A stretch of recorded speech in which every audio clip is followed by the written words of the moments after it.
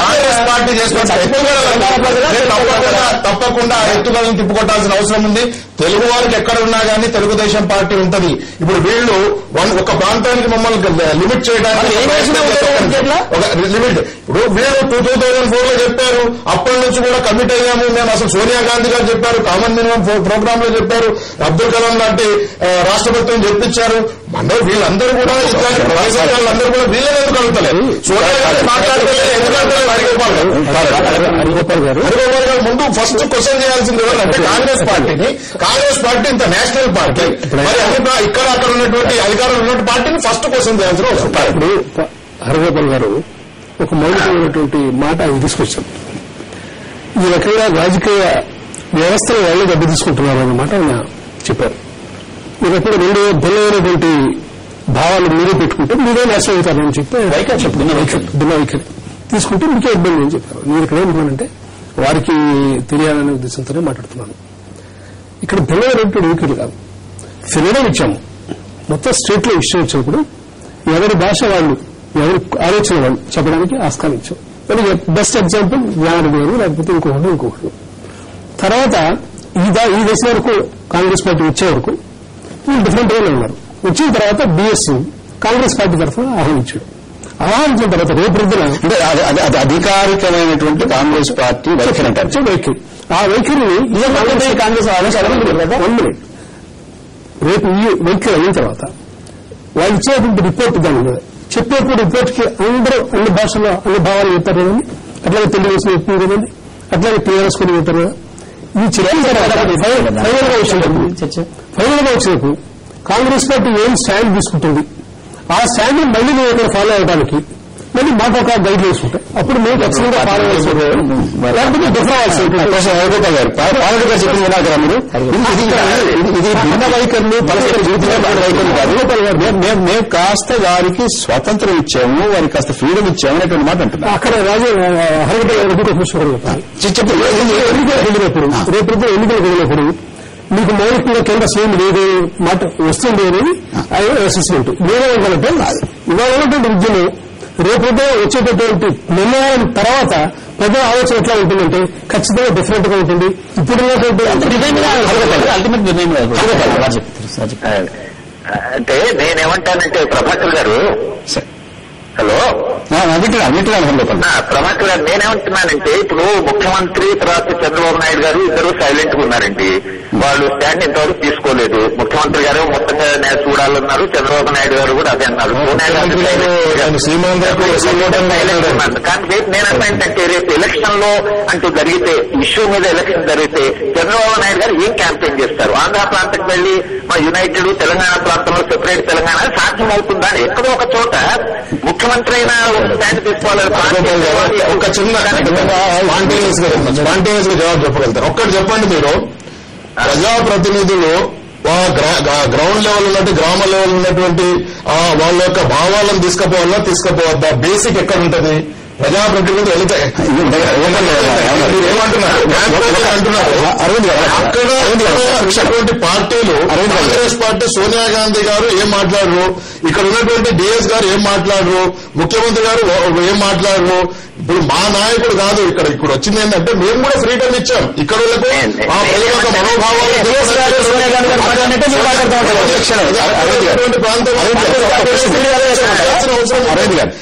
అన్ని ప్రాంతాల్లో పార్టీలు ఉన్నప్పుడు మొదటి పార్టీ నిర్ణయాల మీద ఆధారపడి మేము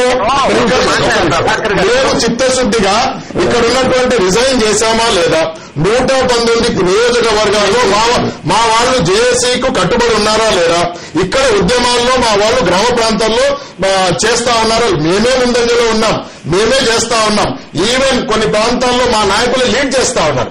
మేము ఇక్కడ ఉద్యమాల్లో పాల్గొన్న నాయకులు రిజైన్ చేయడం. జగదీష్ నాకు సమయం తక్కువగా ఉంది. మీరు ఒక 2 వాక్యాల తర్వాత నేను మళ్ళీ హరిగోపాల్ గారి దగ్గరికి హరిగోపాల్ గారికి సమాధానం చెప్పండి. హరిగోపాల్ గారు, నేనేమంటానంటే ఇప్పుడు సమాజంలో ఉండేటువంటి సమస్యలను పరిష్కరించేది రాజకీయ నాకుండే అవగాహనకి సమాజంలో సమస్య వస్తే దానికి ఒక పరిష్కార మార్గము తీసుకురావాలి. కానీ సమస్యలో పరిష్కారానికి బదులుగా సమస్యలో భాగమైపోతే ఎట్లానే అంటే మీరు సమస్యలో ప్రజల ఆకాంక్షలు మీరు చెప్పడానికి వీలేదంటే రెండు ప్రాంతాల ప్రజల ఆకాంక్షల మధ్యన వైరుధ్యం ఉంది.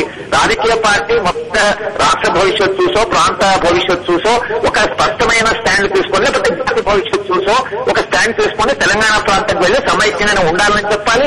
లేదా ఆంధ్ర ప్రాంతంలో వాళ్ళు విడిపోతాం కాబట్టి ఏదో ఒక స్టాండ్ తీసుకోకుండా రెండు ప్రాంతాల వాళ్ళు రెండు స్టాండ్ తీసుకోవడం వల్ల మీరు సమస్యలో భాగమయ్యారు కానీ పరిష్కారంలో భాగం కాదు అంటున్నారు. హరిగోపాల్ గారు మాట్లాడడానికి చర్చలో పాల్గొంటే ధన్యవాదాలు. ఒక క్షణం కాంగ్రెస్ పార్టీ మీద పెట్టి తెలుగుదేశం మీద పెట్టి కాంగ్రెస్ తప్పించుకోవాలని చూడడం ఇది చాలా అనైతికమైన విషయం.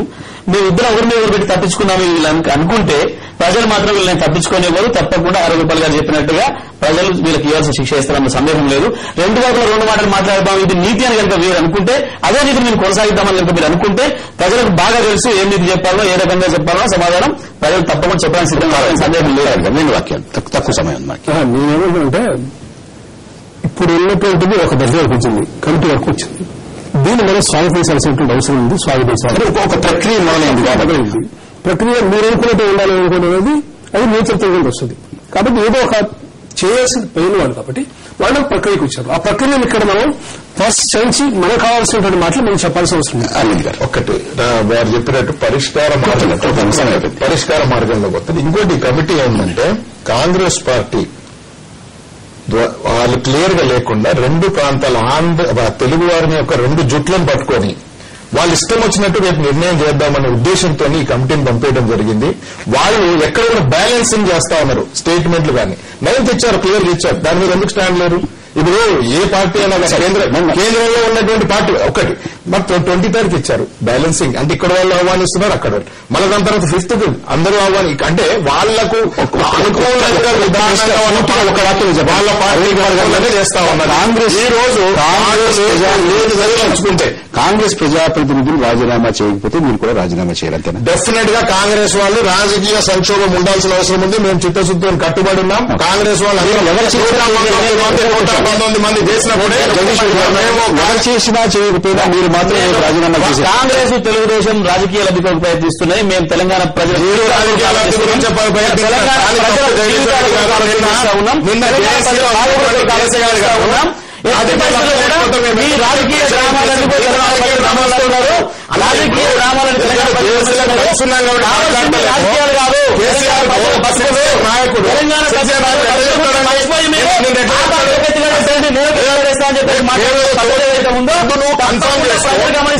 కనిపిస్తున్నావు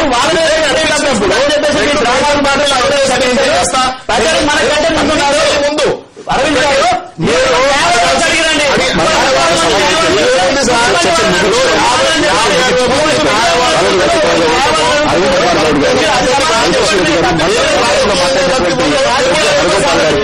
ధన్యవాదాలు. నమస్తే ఆంధ్రప్రదేశ్.